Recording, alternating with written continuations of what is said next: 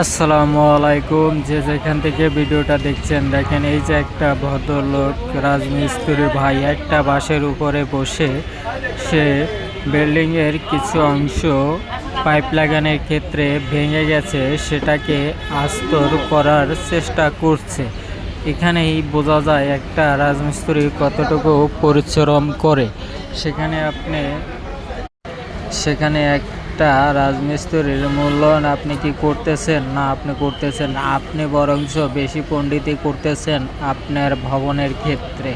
আপনি বলতেছেন এই রাজমিস্ত্রিরা কাজ বুঝে কম নষ্ট করে, কিন্তু না, একটা রাজমিস্ত্রি কিন্তু আপনার যথেষ্ট পরিমাণ চেষ্টা করে আপনার বিল্ডিংটাকে সুন্দর মতন গুছিয়ে দেওয়ার জন্য, সুন্দর করে কাজ করে দেওয়ার জন্য চেষ্টা চালিয়ে যায়। আর সেখানে আপনি একটা রাজমিস্ত্রিকে অনেক সময় দেখা যায় হিংসা করেন বা দুর্ব্যবহার করেন। এর থেকে বিরত থাকবেন, কারণ একটা রাজমিস্ত্রি আপনার সারা জীবনের থাকার অবস্থান করে দিচ্ছে। যারা ভিডিওটা দেখছেন চ্যানেলটাকে